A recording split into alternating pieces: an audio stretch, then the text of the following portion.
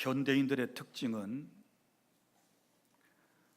풍요로움 속에 살아가면서도 감사하지 못하는 것입니다.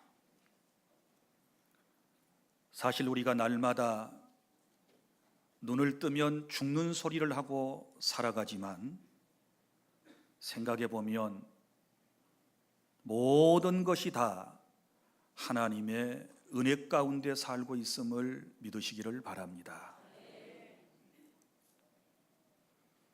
우리의 생활 환경을 찬찬히 들여다보면 저와 여러분에게 부족한 것이 무엇입니까? 우리는 원하는 것들을 다 가지고 있습니다. 경제적으로 어렵다고 말씀들을 하시지만 30-40년 전에 비교해 보면 의, 식, 주 이 모든 면에서 너무나도 풍족합니다. 좋은 주택에서 온갖 문화 혜택을 다 누리며 살아가고 있습니다. 그러면서도 우리의 마음 속에는 원망과 불평이 가득 차 있습니다. 이것이 오늘날 우리들의 모습이라고 생각하시지 않습니까? 정말 여러분들에게 설교자로서 죄송한 말씀이지만 오늘 모 목사의 마음 상태도 다를 바가 없습니다. 교회가 이만큼 부흥성장하고 또 사랑하는 여러분들과 함께 주님의 몸인 교회를 섬기며 사역하는 것이 얼마나 기쁘고 행복한 일이고 또 감사한 일입니까? 그런데 정작 제 마음 속에 진정한 감사함이 넘치는 가운데 이 메시지를 여러분들에게 전하고 있는가라고 할 때 저는 하나님 앞에 부끄러움을 금할 길이 없습니다. 사랑하는 주안의 성도 여러분, 그래도 우리가 세상을 살아가면서 좋은 일들이 생기면 감사하는 것이 보편적으로 쉽지 않습니까? 예를 들어서 내 몸이 건강하고 내가 아무런 불편함이 없이 세상을 살아가고 있다면 누구나 쉽게 감사할 수 있습니다. 장사가 잘 되어서 돈을 많이 벌고 여러분이 부요함을 누리며 살아가신다면 감사하기가 그래도 쉽지요. 오래전 사두었던 땅과 아파트가 몇 배로 뛰어서 많은 물질의 소득을 가지게 되었다면 사실 감사하지 못할 사람이 어디에 있겠습니까? 좋은 학교와 그리고 평생 원하던 좋은 직장에 들어가고 좋은 배우자를 만나 행복한 가정을 꾸리고 사랑스러운 자녀를 두며 살아가는 것 누구나 쉽게 감사할 수 있는 것입니다. 직장에서 진급되고 사회에서 사람들에게 칭찬받고 존경받을 때 그리고 무병장수한 삶을 살아갈 때 누구나 감사할 수 있습니다. 그러나 내 삶에 참 감사가 쉽지 않을 때가 더 많이 있습니다. 사업이 잘 안 될 때 감사는 쉽지 않습니다. 직장에서 명퇴를 당하고 은퇴를 하고 난 이후에 할 일이 없고 일감이 없어졌을 때 감사한다? 그거 쉽지 않습니다. 몸은 병들고 사랑하는 사람들은 이런저런 이유로 하나씩 둘씩 내 곁을 떠나가고 내 마음에 말로 형용할 수 없는 아픔과 고통을 안고 살아가는 분들이 감사를 쉽게 할 수 있겠습니까? 여러분, 한번 생각해 보십시오. 오늘 감사절이니까 한번 깊이 생각해 보십시오. 사랑하는 자식이 부모 앞에서 불치의 병으로 또 혹은 사고로 내 눈앞에서 나보다 먼저 이 세상을 떠나려고 할 때 그때 감사가 쉽게 나올 수 있을까요? 평생 가족과 나를 위하여 희생하고 헌신하던 사랑하는 아내가 혹은 남편이 암으로 질병으로 시한부 인생을 고통 가운데 살아가는 그런 모습을 보는 가족들의 마음 속에 하나님 감사해요 라고 하는 말이 쉽게 나올 수 있을까요? 혼인한 지가 벌써 몇 년째인데 또래의 부부는 다 아이를 낳아서 안고 기뻐하는데 정작 자신은 자녀를 아직도 갖지 못하게 되었을 때 그 부부가 자녀를 안고 기뻐하며 행복해하는 다른 부부의 모습을 보고 축복하며 감사가 쉽게 나올 수 있을까요? 태어난 아이가 선천적 장애를 가지고 태어나 고통을 받을 때 그래도 희망의 끈을 놓지 않고 이 병원 저 병원 옮겨다니면서 최선을 다했는데 이 아이가 평생 장애를 가지고 살아야 한다라고 하는 의사의 판정을 받고 감사합니다 라고 누가 말할 수 있겠습니까? 젊은이가 대학을 졸업하고 직장에 취직하기 위해 수십 통의 이력서를 들고 다닙니다. 그리고 회사에 제출했는데 면접은 고사하고 서류 심사에서 계속 떨어진다면 그 젊은이의 마음속에 감사와 그리고 기쁜 얼굴이 나올 수 있겠습니까? 오랫동안 준비하고 시작한 사업이 잘 안 되고 요즘 들어 장사가 제대로 잘 안 되어서 가게 세대 제대로 내지 못할 형편에 있는 자영업자들이 감사를 쉽게 할 수 있을까요? 사랑하는 자녀는 속을 썩이고 남편은 바람을 피우고 외도하고 가정은 위기를 만나서 깨어지려고 하는 그런 마당에 정말 하나님께 두 손 모아 감사합니다 라고 말하는 것이 쉬울까요?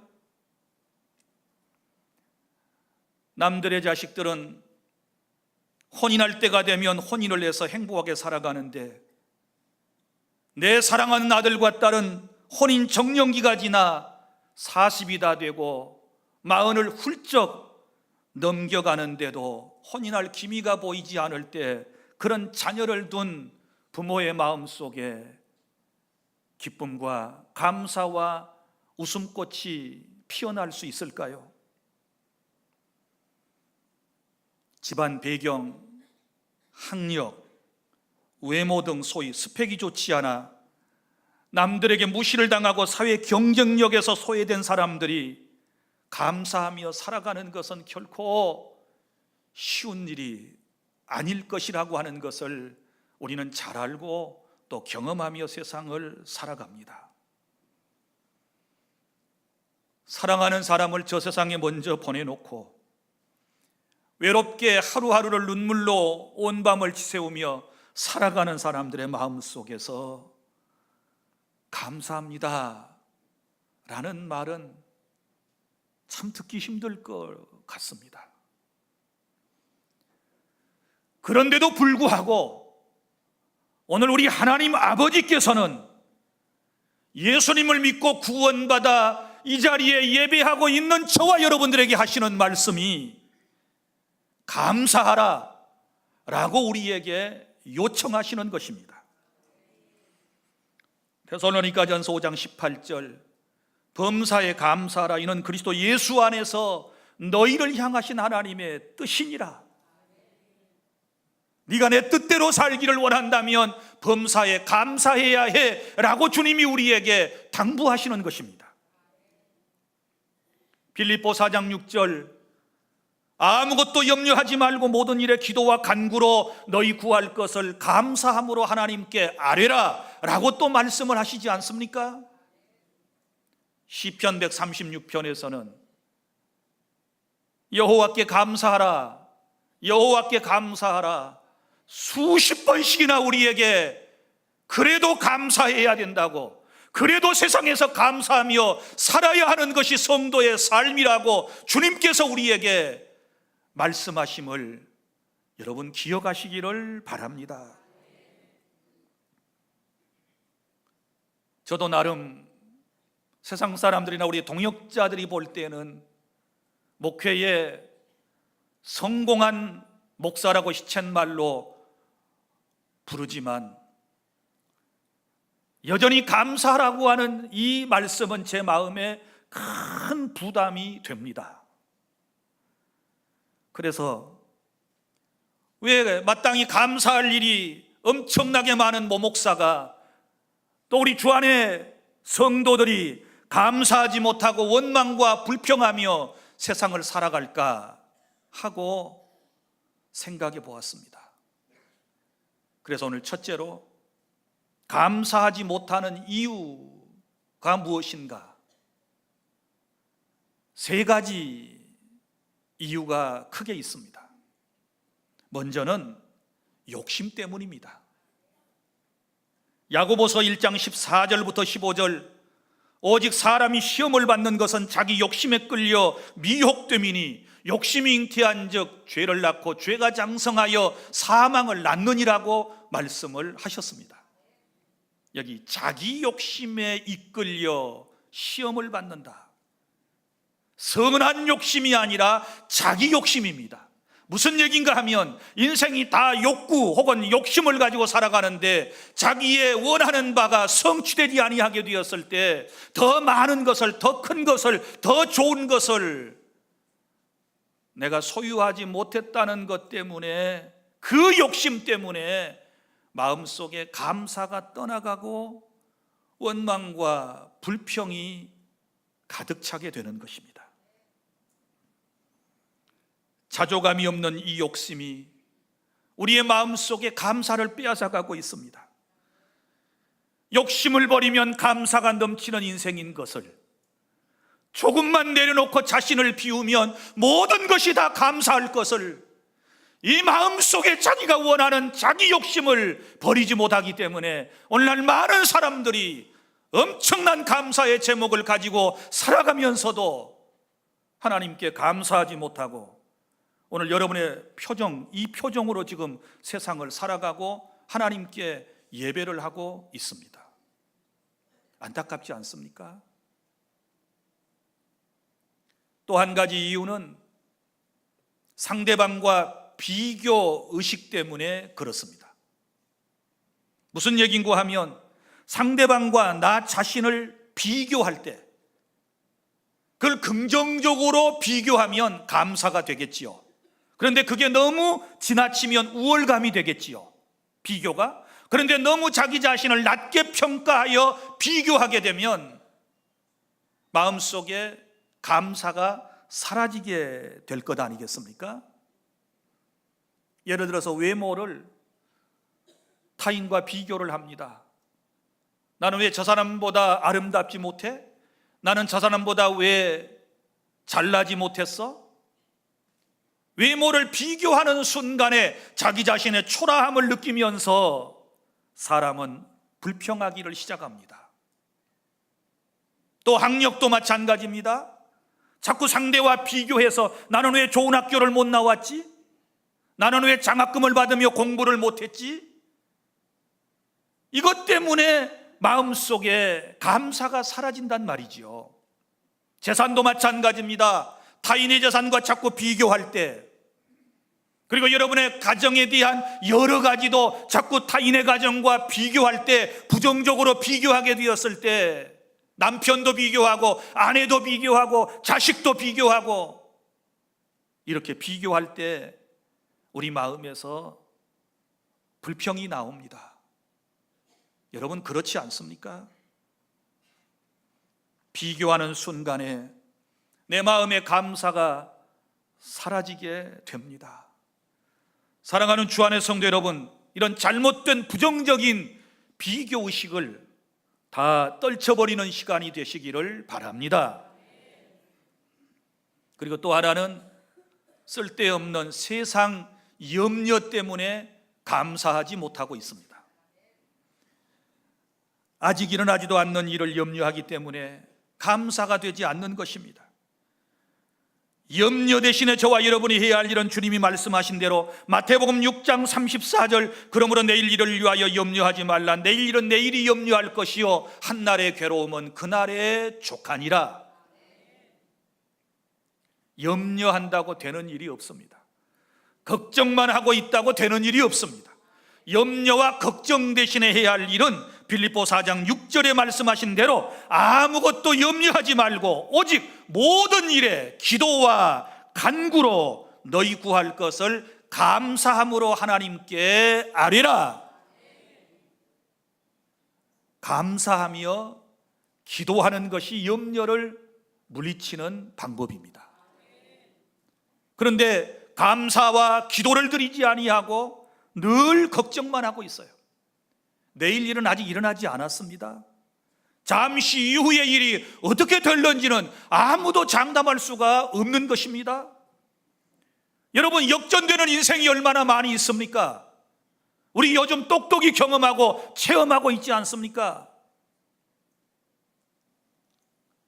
우리 한국 국가 축구 선수들 보세요. 독일과 우리가 경기를 하게 되었습니다. 사람들은 모두 다 이기지 못할 것이라고 예측했습니다. 그리고 실제 경기를 해보니 약 7대 3 정도로 우리가 밀렸습니다. 그런데 후반전에 죽기 살기 하고 최선을 다하여 우리가 여기서 또 치고 돌아가면 우리는 국민들에게 정말 혹독한 심판을 받게 될 것이라고 하는 이런 마음들이 속에서 젊은이들을 움직이게 했고, 마지막까지 온 밤을 지새우면서 길거리에서 응원을 하는, 그리고 여기까지 와서 응원을 하는 이 응원단들에게 실망을 주지 않게 하자라고 하는 그런 결의를 다지고 운동 경기를 하게 되었을 때 후반전에서 2골이나 넣을 수 있었던 것을 누가 예측할 수 있었겠습니까? 내일 일은 모르는 거예요. 아무도 모릅니다. 하나님 한 분 외에는 모릅니다. 그래서 염려하지 말고, 내일 일 모르니까 말도 좋게 하고 얼굴 표정도 예쁘게 하고, 상황이 어떻게 역정될는지 아무도 모릅니다. 대한민국 국가대표의 감독을 사람들이 막 원망했습니다. 선수 몇 명의 이름을 거론하면서 퇴출시켜야 된다고 얘기를 했습니다. 그런데 그 사람들이 그렇게 승리를 할 줄을 누가 알았습니까? 내일 일 염려하지 말고 주어진 오늘의 환경 속에서 긍정적으로 말하고 감사하는 우리 주 안의 모든 성도 여러분들이 다 되실 수 있기를 바랍니다. 그렇게 염려되면 기도하시면 될 줄 믿습니다. 둘째, 그러면 우리가 이제 감사의 신앙을 회복해야 되겠는데, 감사하려면 어떻게 해야 할까요? 그것은 하나님의 주권을 인정하고 무에서부터 모든 인생을 바라보면 감사가 넘치게 될 줄 믿으시기를 바랍니다. 오늘 욥을 보십시오. 욥에 대한 얘기는 제가 몇 달 전에 여러분에게 말씀을 드렸기 때문에 상세한 설명을 드리지 않아도 여러분들이 잘 아실 것입니다. 옛날에 욥이라고 하는 사람이 동방의 우스 땅에 살고 있었습니다. 이 사람은 족장시대의 사람이니까 아브라함과 이삭과 야곱 시대에 살았던 실존 인물입니다. 이분은 하나님을 잘 섬기고 예배하는 사람이었습니다. 하나님께서 이 사람의 가정에도 다복한 복을 주셔서 10남매를 허락해 주셨습니다. 그리고 또 물질적으로도 하나님께서 부자가 되게 해 주셨습니다. 그는 남부러울 것이 없었습니다. 그런데 어느 날 엄청난 시험이 찾아와서 욥은 시련을 겪지 않습니까? 여러분, 하루아침에 전 재산이 다 풍비박산 났습니다. 10남매가 하루아침에 몰살당하여 죽었습니다. 자신의 몸에는 병이 생겼습니다. 가까웠던 아내와 친구와 종들마저 다 멀리하고 떠나갔습니다. 상처를 주고 떠나갔습니다. 이런 상황에 처하게 된 욥이 그의 헝클어진 인생을 어떻게 풀어가는지를 우리는 살펴볼 필요가 있습니다. 어떻게 이런 상황에서 오늘 본문에 기록된 이 멋진 고백을 할 수 있었을까요? 우리 다 함께 21절 22절을 낭독합니다. 시작. 이르되 내가 모태에서 알몸으로 나와 싸운즉 또한 알몸이 그리로 돌아가올지라. 주신 이도 여호와시요 거두신 이도 여호와시오니 여호와의 이름이 찬송을 받으실지니이다 하고 이 모든 일에 욥이 범죄하지 아니하고 하나님을 향하여 원망하지 아니하니라. 아멘. 욥이 원망 대신에 하나님께 감사하며 찬송할 수 있었던 것은 그가 고난 가운데서 곰곰이 생각하는 시간을 가졌기 때문입니다. 여러분, 힘들고 마음이 아프고 육체적 고통이 찾아오고 피눈물을 쏟는 이런 상황에서 욥은 생각했습니다. 자, 내 인생이 뭔가? 어찌하여 내 삶이 이렇게 추락해 버렸는가? 곰곰이 생각해 볼 때 그는 깨달은 것이 있었습니다. 그게 뭐냐 그러면, 아하, 나 욥이라고 하는 인생은 무에서부터 출발했었구나. 내가 이 세상에 올 때 알몸으로 왔었구나. 그리고 내가 알몸으로 돌아가는 인생이구나. 이걸 깨닫는 순간에, 그리고 예전까지 있었던 모든 것은 다 하나님께서 내게 주셨던 것이고, 그리고 그 주셨던 하나님께서 다시 가져가셨구나 라고 하는 사실을 인정하게 되었을 때 어리석게 입술로 원망하지 아니하고 하나님을 찬양하며 감사하게 되었음을 믿으시기를 바랍니다. 성도 여러분, 욥이 깨달은 바 그대로 우리 한번 보십시오. 세상에 올 때 뭘 가지고 오셨습니까? 무슨 자리를 타고나셨습니까? 무슨 지위를 가지고 오셨습니까? 무슨 물질을 가지고 오셨습니까? 아무것도 가지고 온 것이 없었습니다. 다 우리가 지금까지 소유했던 모든 것들은 주님께서 주신 것이었고, 우리는 지금까지 그분의 은혜로 살아가고 있음을 아시기를 바랍니다. 욥이 생각해 보니 지금 있다가 없어진 재산, 지금 있다가 없어진 건강, 자녀, 가족들, 그리고 부귀영화, 이것은 처음부터 없었던 것이고, 하나님이 주셨다가 하나님이 무슨 생각이 있으셔서 거두어 가신 것이라고 하고 생각을 해보니 하나님께 감사할 수 있었음을 믿으시기를 바랍니다. 주신 자도 여호와시요 거두신 이도 여호와시라. 할렐루야. 이런 믿음을 가지실 수 있기를 바랍니다. 여러분, 영어로 우리가 감사합니다 라고 말할 때 땡큐 그러죠. 땡큐, 감사합니다. 그런데 여러분이 아시는 대로 땡큐라는 말은 땡크와 유자가 포함해서 땡큐지요. 당신께 당신을 감사합니다, 그 말인데요, 요 땡크는 think, 생각하다 라고 하는 것과 연결이 되어 있습니다. 그러니까 무슨 얘기인가 하면 땡큐는 think하니 땡큐하다, 생각해 보니 감사하다, 이런 뜻이에요. 내가 당신을 생각해 보니 너무너무 감사해요. 그래서 고마울 때마다 땡큐 하고 인사를 하지 않습니까? 그런데 여러분, 욥의 삶을 보십시오. 욥이 지금 엄청난 시험과 시련을 통해서 그의 상황이 하루아침에 변화된 것은 없습니다. 그가 뭐 달라진 것이 있겠습니까? 있었던 것 지금 다 없어졌습니다. 그런데 단지 욥이 생각만 바꿨을 뿐인데 똑같은 환경이 감사한 모습으로 보이더라는 것입니다. 욥의 환경 달라진 것 아니에요? 재산이 다시 더 지금 당장에 생긴 것 아닙니다. 죽었던 10남매가 갑자기 살아난 것도 아닙니다. 자신을 원망했던 아내의 마음이 바뀌어져서 위로와 격려를 해준 것도 아닙니다. 자신을 무시하던 종들이 무릎 꿇고 잘못했다고 빌고 있는 것도 아닙니다. 그 어떤 것도 상황은 변한 것이 없지만 욥이 하나님을 생각하고 하나님이 하신 일을 생각하고 깨달은 것이 있는데, 인생은 알몸으로 왔다가 알몸으로 가. 그러는 동안에 하나님께서 내게 많은 것들을 주셨다가 잠시 가져가신 것뿐이야 라고 생각할 때 그의 마음속에 진정한 감사가 넘쳐나게 되었음을 믿으시기를 바랍니다. 성도 여러분,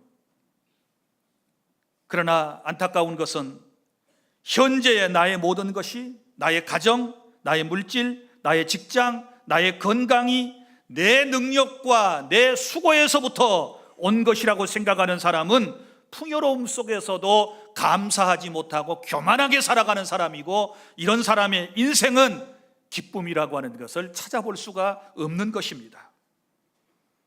사랑하는 주 안의 성도 여러분, 아무리 인생을 살아가다가 기가 막힌 상황이 우리 앞에 전개된다 할지라도 다 하나님이 주신 것이고 또 하나님이 거두신 것이라는 사실을 인정한다면 원망 대신에 감사할 수 있는 줄 믿습니다.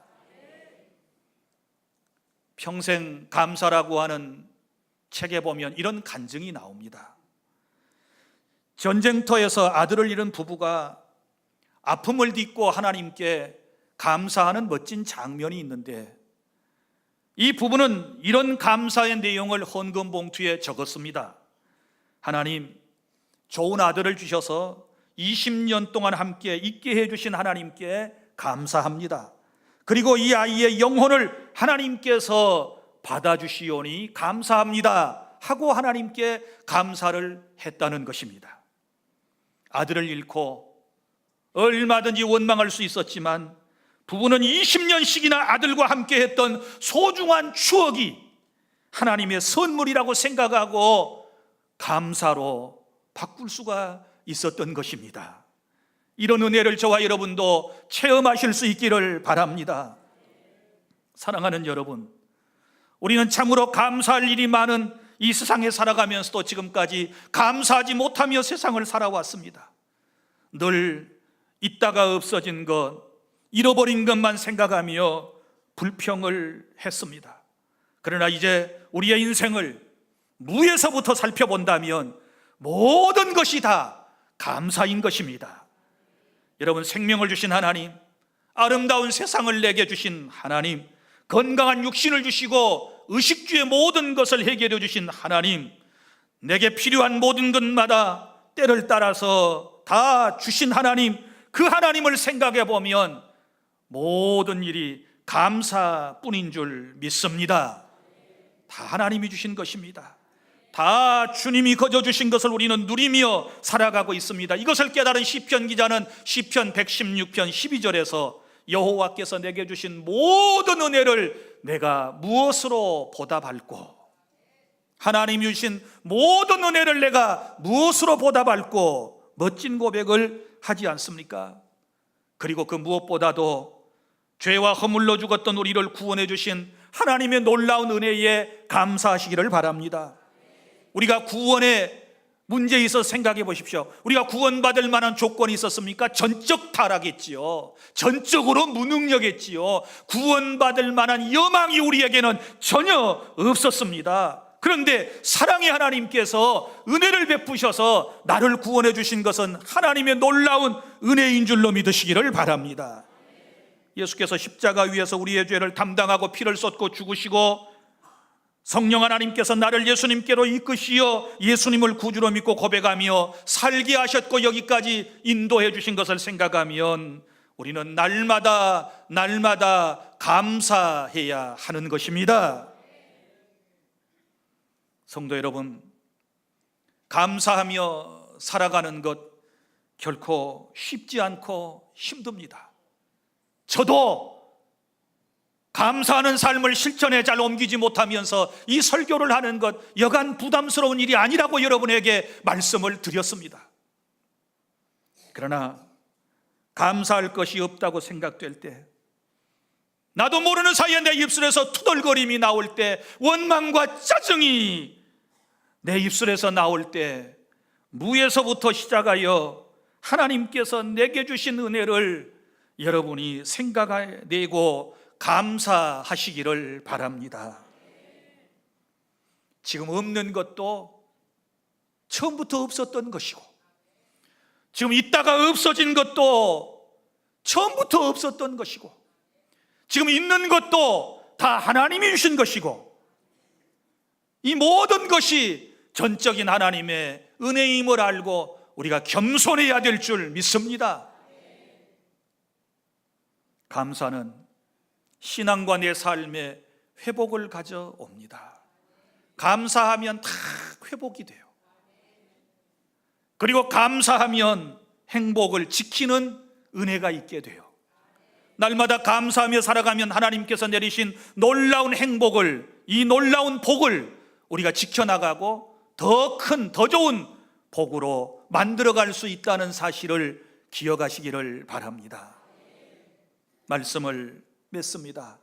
오늘 우리 마음속에 있는 감사하지 못했던 그동안의 이 모든 요인들을 다 제거해 버리고, 이제부터는 있어도 없어도, 건강해도 나약해도, 실패해도 성공했어도 날마다 이 모든 것이 다 하나님의 은혜고, 아예 그래 처음부터 없었던 거야, 나는 알몸으로 왔었던 것이고 다 하나님이 주셨던 거야 생각하며 감사하며 하루하루를 살아갈 때 우리 하나님께서 밝은 미래와 영원한 천국을 저와 여러분에게 주실 줄 믿습니다. 기도하겠습니다.